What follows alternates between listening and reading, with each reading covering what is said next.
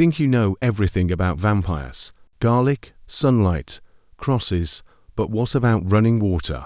Why would powerful creatures of the night fear something as simple as a flowing river? In this video, Tales Mythology takes you on a journey through ancient legends, religious rituals, deadly plagues, and folklore from around the world to uncover the chilling truth behind this legendary weakness. From real historical vampire epidemics in Europe to mythical spirits in Asia, these stories will leave you haunted long after the video ends. Subscribe now to Tales Mythology and never miss the most mysterious, thrilling stories from the world of myths and legends. Picture this: a moonlit forest, its trees swaying under a cold wind, a vampire pale, hungry steps, silently toward a lone traveler. The chase is quick, brutal, until the creature halts. Just ahead, a river roars, its waters glowing silver under the night sky. The vampire snarls, but doesn't cross. Something holds it back. Why? Why would a creature of darkness, of immense strength, of supernatural terror fear something as simple, as natural, as ordinary as running water? We all know the classics. Vampires turning to ash in sunlight, trembling before crucifixes. Their aversion to garlic so famous it's practically a Halloween cliché. But this river thing, it feels different, more mysterious, less explained. And here's the thing, it isn't just Hollywood drama. The idea that running water could repel evil vampires, demons, restless spirits appears again and again across cultures, centuries, continents. But where did it start? And why does this strange weakness linger in our stories long after most people stopped believing in vampires at all? Today, we're diving deep into the forgotten origins of this myth, a tale of fear, faith, disease, folklore, and the very human need to explain the darkness in our world. When I first heard about this weakness, as a kid probably watching some late-night rerun of Dracula, I assumed it was a random bit of gothic trivia. Like, sure, vampires hate rivers, why not? But the older I got, the stranger it felt. Rivers are life-giving. They nourish cities. People bathe in them, fish in them, worship beside them. How could that stop a monster? And then it hit me. Maybe that's the point. Running water isn't just ordinary, it's sacred. Not in a religious sense alone, but in a primal, human sense. For ancient people, water wasn't background noise. It was the difference between survival and death. A blessing when clean, a curse when foul. No wonder it became a symbol so powerful that even the undead couldn't withstand it. This video isn't just about vampire trivia. It's about how myths like these capture something ancient, universal, fears of death, decay, and corruption, dressed up as supernatural monsters. So let's start at the beginning. Before Hollywood, before Dracula, before even the Middle Ages, let's go back thousands of years, to a time when rivers were gods, when water shaped the first human myths. Long before anyone whispered the word vampire, people told stories about water as a boundary. In Mesopotamia, one of the earliest cradles of civilization, the Tigris and Euphrates weren't just rivers, they were divine forces. Floods could destroy crops, while fresh water meant life itself. Priests performed rituals to appease river gods, believing the waters held spirits that could bless or curse entire kingdoms. The Greeks took it further. The river Styx wasn't just a metaphor, it was the boundary between life and death. Souls of the dead had to cross it to reach the underworld. The living didn't cross lightly. The dead couldn't cross back. And here's where things get interesting. Creatures considered unnatural, ghosts, demons, restless spirits were often imagined as stuck on the wrong side of the river, unable to pass into the next world. Sound familiar? It's easy to see how later stories about the undead vampires, zombies, revenants absorbed this idea. If rivers kept the dead out, then running water wasn't just a barrier, it was protection. Anthropologists use the term living water to describe the ancient belief that moving water was inherently pure, while stagnant water was dangerous. And honestly, it made sense. Stagnant water breeds mosquitoes, bacteria, disease. People didn't know about microbes back then, but they knew foul water made you sick. They connected death and decay to stillness and life and purity to motion. So imagine you live in a medieval village. A plague sweeps through. People whisper about demons, curses, the restless dead. Your priest blesses the river to keep spirits at bay. Suddenly, the idea that evil can't cross running water feels logical, comforting, even. How myths travel. What fascinates me is how this idea spread. From Mesopotamia to Greece to rural Europe, thousands of miles and years apart, people kept imagining water as holy, protective, alive. Maybe it's because everyone understood water's power. You can't escape it. Whether you're in the deserts of Egypt or the forests of Germany, rivers decide where people live, farm, trade. They bring life, but they also bring floods, drownings, storms. That mix of blessing and danger makes water mystical. And when something feels mystical, humans start telling stories about it. Now, let's jump forward in time. It's the 1720s. You're living in a small Serbian village. Life is hard, harsh winters, poor harvests, sickness everywhere. And then it starts. People die unexpectedly. Livestock wastes away. Children fall ill. The villagers panic. Some claim they've seen strange figures, at night half-human shapes, lurking near homes of the sick. They dig up a body, and to their horror, it looks fresh. No decay. Blood at the mouth. The conclusion seems obvious. It's a vampire. This isn't fiction. These were real vampire panics across Eastern Europe in the 17th and 18th centuries. Priests, soldiers, entire villages got involved. Bodies were staked, beheaded, burned, and yes, sometimes buried near running water. The disease connection. Looking back, historians think many so-called vampire epidemics were actually outbreaks of rabies, tuberculosis, or the plague. Rabies makes people aggressive, sensitive to light, and smells like garlic. TB makes you pale, thin, coughing blood like the undead feeding on life. And water, well, contaminated wells and stagnant ponds spread cholera, dysentery, all kinds of horrors. People noticed sickness clustered around bad water. They didn't have germ theory, so they blamed spirits, curses, or monsters. Suddenly, the vampire isn't just a creature of myth. It's a walking explanation for everything people feared: disease, death, decay, the unknown. Fear needs a face. Humans hate chaos. We want a reason, a villain, a story.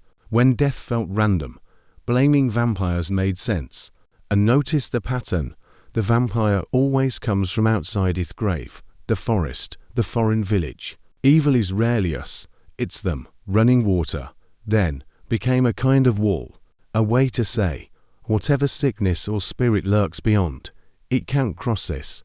Picture a medieval village again, but this time, there's no panic, just routine. A priest stands at the edge of a river, silver crucifix glinting in the sunlight. Beside him, villagers watch as he blesses the waters, murmuring prayers in Latin. Buckets are dipped, holy water carried back to churches, homes, even stables. Why? Because for centuries, people believed these water saints blessed held the power to drive out sickness, demons, and all unholy things. The Christian transformation. When Christianity spread through Europe, it didn't erase older beliefs overnight. It adapted them. Pagan tribes already saw rivers as sacred. Christianity simply declared, yes, they are sacred, but because God made them so. Baptism itself central to Christian faith is water to symbolize cleansing sin, spiritual rebirth, protection. In medieval minds, it wasn't hard to believe that blessed water could burn a demon or stop a vampire in its tracks. The pagan roots beneath. But here's the twist. Long before priests blessed rivers, pagan shamans and druids saw running water as the earth's lifeblood. Many believed spirits lived in springs and waterfalls. Offerings were left by riverbanks to keep them happy. When Christianity labeled vampires as unholy, it wasn't creating new fears. It was rebranding old ones. The undead represented everything unnatural: disease, sin, corruption. Running water, nature at its purest, Spain the opposite, divine, cleansing, a force of life that unholy things couldn't endure. Nature versus the unnatural. I find this fascinating. Humans have always drawn lines between what feels natural and what feels wrong. A flowing river equals life. A corpse that doesn't decay, that feels wrong. The vampire, stuck between life and death, defies nature's cycle. Maybe that's why it can't cross what ancient people saw as the ultimate sign of life and purity: living, moving water. Now, let's widen the lens beyond Europe, because the idea of rivers separating world's living from the dead, the holy from the cursed, shows up everywhere. Greek, Norse and Hindu beliefs. Greek mythology, the river Styx was more than water. It was sacred. Gods swore oaths upon it. Breaking that oath brought instant divine punishment. Souls of the dead crossed Styx with care and the ferryman. No coin, no crossing. Norse mythology, the river Gjol separated the living world from hell, the land of the dead. A bridge spanned it, guarded by a giantess named Modgoda. Hinduism, the Vaitana River, black and terrifying, must be crossed after death. Those who live sinfully struggled to pass. The message was universal. Rivers mark transitions. Cross, and you leave one state of existence for another. Why vampires couldn't cross? If the dead must cross rivers to reach peace, then creatures like vampirosaurs, denied Ristari, literally stuck. They can't pass into the afterlife. So symbolically, they can't pass over living waters either. It's poetic, really. Nature itself refusing them entry. The human obsession with boundaries. We draw boundaries everywhere between good and evil, life and death, sacred and cursed. Rivers became nature's version of those lines. Even today, think about it. Haunted houses are always on this side of the woods. Fairy tales happen on the other side of the bridge. Boundaries make the unknown feel containable. Vampires, unable to cross running water, stay in their box. The river keeps them there, so we stay safe here. Okay, time for some real history. Bears. Vampire legends weren't just campfire stories. People wrote about them, investigated them, sometimes even prosecuted them. The 18th century vampire panics. In the 1720s, 1730s, the Habsburg Empire, modern-day Austria, Hungary, Serbia reported waves of supposed vampire attacks. Soldiers, priests, even government officials documented cases of vampires rising from graves, spreading illness. Two famous cases stand out. Petar Blagojevic, 1725. After his death, 9 villagers died mysteriously. People swore they saw Blagojevic at night. His body, exhumed, looked fresh with blood at the lips. They staked him, burned the body and buried the remains far from town, near a riverbank. Armel Payol, 1726. A soldier who claimed he was attacked by a vampire in life. After his death, locals blamed him for mysterious illnesses. Again, his corpse looked afresh. Same ritual. Stake, burn, rebury near running water. Reading the reports. One 1732 Austrian report reads like a horror script. The body was found whole and undecayed. Blood flowed freely when pierced. The villagers, in great fear, drove a stake through the heart. The corpse groaned. Did it really groan? Probably gases escaping the body. But to terrified villagers, it proved the undead were real. And notice, again and again, burial near running water appears. They believed it trapped the creature, cut off its power, maybe even purified the cursed soil around it. Fear becomes ritual. What strikes me is how methodical this became. Dig up body, check for decay, stake, burn, rebury by water. It's like people were writing vampire how-to manuals centuries before Hollywood. But underneath the drama was something deeply human. Fear of death, disease, and the unknown turned into rituals that gave people a sense of control. Europe wasn't the only place imagining rivers as boundaries, nor vampires as creatures that couldn't cross them. The idea stretched far beyond castles and cobblestones, reaching distant corners of the world. Let's start in China, where the legendary Jiang Shide hopping vampire terrified villages for centuries. These stiff, reanimated corpses were said to leap after victims rather than walk.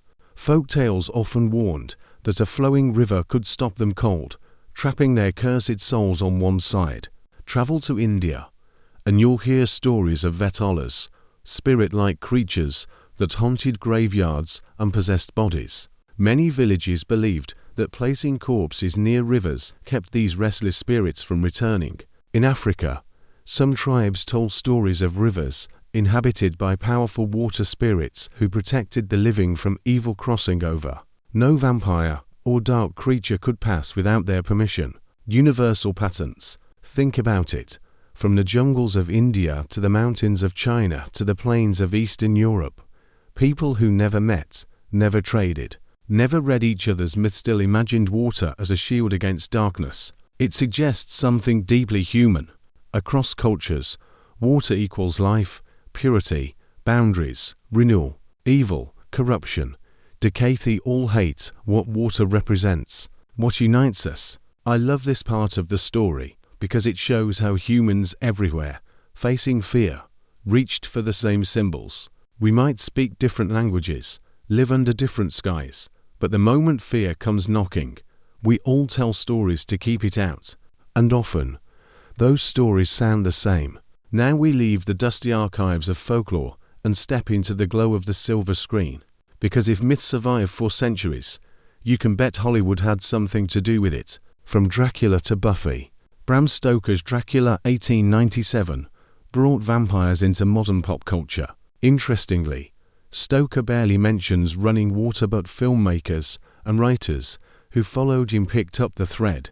In Nosferatu 1922, the vampire Count Orlok can't cross water except in a coffin of native soil. In Buffy the Vampire Slayer and Supernatural, running water is sometimes invoked, sometimes ignored depending on the plot's needs. Modern fantasy like The Witcher throws in water barriers as nods to older legends, even when characters wield magic and swords. Adaptation versus authenticity.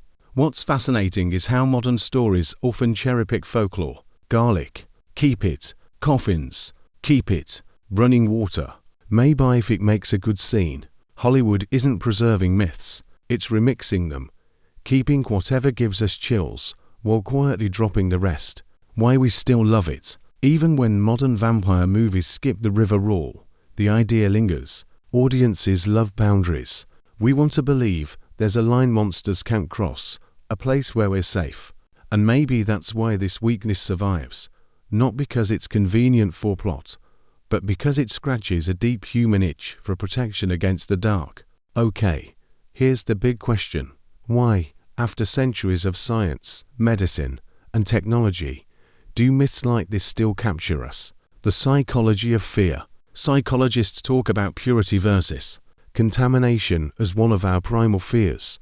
We recoil from filth, disease, decay. It's hardwired for survival. Running water feels like the opposite. Clean, renewing, safe. So when stories pit life against death, health against disease, order against chaos, of course the barrier between them is flowing water. Evil that can't cross. There's comfort in limits. A monster you can fight is scary. A monster that can go anywhere, do anything, break any rule. That's terrifying. Running water gives fear boundaries. It says, here's the line. Beyond this, you're safe. Myths as emotional maps. Maybe myths aren't about literal truth at all. Maybe they're emotional maps. They tell us where we feel vulnerable, where we crave safety, what we hope the world will protect us from. And sometimes, a rushing river in the dark is enough to make us believe it will. So what have we learned? After wandering through ancient temples, plague-ridden villages, vampire-haunted forests, and the silver screens of Hollywood, running water wasn't just a random vampire weakness. It was a spiritual boundary in ancient myths, a symbol of purity in religion, a real-world response to disease, death, and fear, a psychological comfort against chaos and the unknown. Even when people stopped believing in vampires, the idea stuck, because it speaks to something timeless, the human need to believe there's a safe side of the river. Maybe that's the real takeaway. Myths endure because fear endures. Technology changes, science advances, but our hearts, they still whisper old stories in the dark. The river may be imaginary, the vampire fictional, but the feeling's need for boundaries between safety and danger, that's as real today as it was 1,000 years ago. So next time you hear running water at night, Maybe it's just a stream, or maybe, just maybe, it's keeping something else at bay.